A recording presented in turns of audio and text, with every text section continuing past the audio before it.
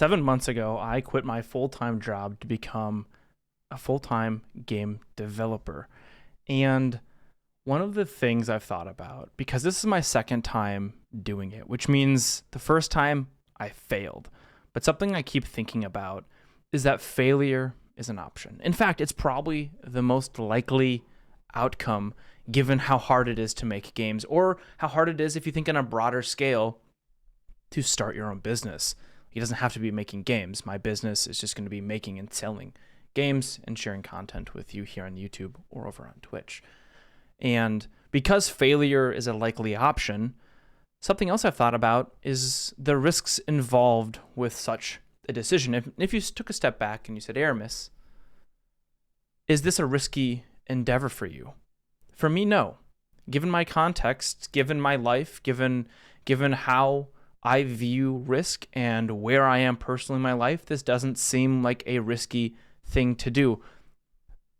And a lot of you, I imagine, you here might be wondering or wanting or sitting on the sidelines watching me talk about making games full time and saying, gosh, I really want to do that myself. But that might not be the right decision for you. And I know that's a hard thing to maybe hear me say, but you have to think about the risks in your life. For me, I've had a career of doing various types of engineering things, most recently being a Salesforce engineer and having worked in a bunch of different capacities. I think I'm pretty hireable. So at the worst case scenario, if I need to go find a job again, I believe I can. On top of that, I live a pretty cheap life. I need about $35,000 a year to live. I'm not married, although I do have a longtime partner, and she has her own job. She makes her own money. She pays me some sort of a rent, and I own my house that I'm in. I have predictable amounts of my rent payment, i.e. my mortgage payment, and I don't have kids and we don't have any plans in the future. Sure, I do have cats, but cat food is pretty cheap, all things considered. I don't like going on amazing vacations. In fact, that's Carl right there. This is my cat, Carl. He does not like to be held. We actually taught him how to tell us that, and the end result was that he doesn't want to be held.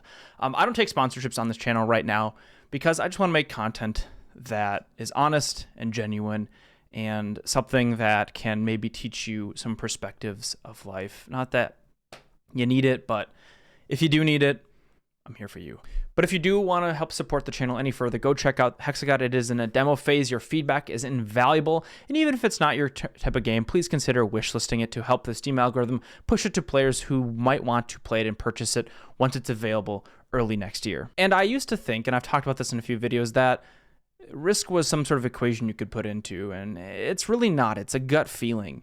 I think for me, it's a feeling of what is the worst case scenario. And for me, in this context, given that failure is a likely outcome, given that the most likely outcome is that I spend all of my self-funding and I'm left with having made a couple games that maybe have some passive income, but maybe not quite enough to warrant the continuation of my full-time indie game journey. Given that that's probably the most likely outcome of the situation, in my head, that's the worst case scenario, and that's not that bad for me. Given my life, given my context, if I just run out of money, I'll have had this amazing journey. So now the goal is to make sure that that is the worst case scenario. And part of that is having money set aside in things like an HSA.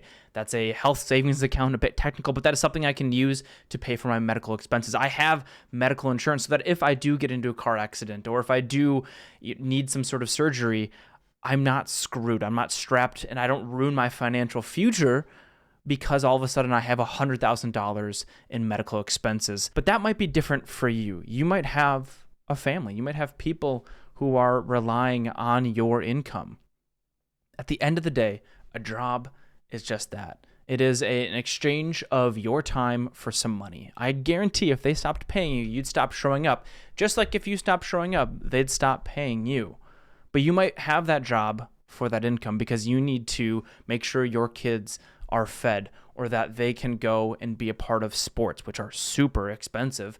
But think about your life. Think about what you might be giving up to go and chase a full-time game development. Given that the most likely outcome is the journey is all you get out of it.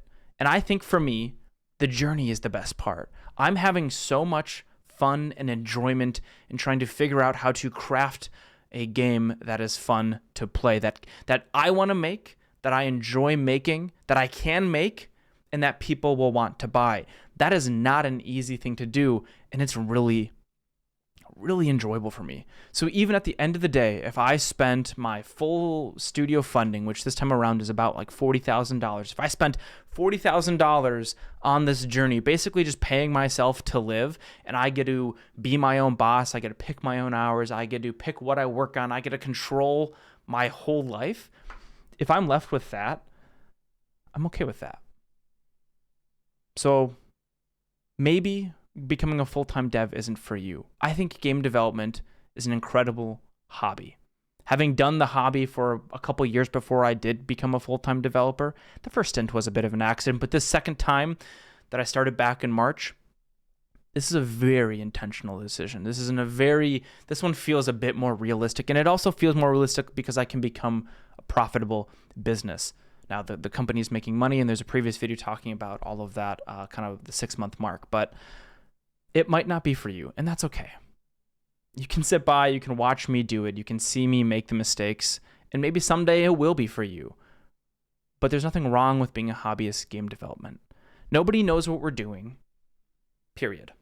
I'm going to repeat that. Nobody knows what we're doing. I have no idea what I'm doing. I didn't even know I was going to make this video until I sat down to chat with you and share some of my thoughts on failure and risk. Try your best. Figure out what's important in your life. Figure out the risks, the worst case scenario. Think about the rewards, if that risk versus reward is right for you, and listen to your gut. Thank you so much for watching. I've been Aarimous. I'll see you around. Bye-bye.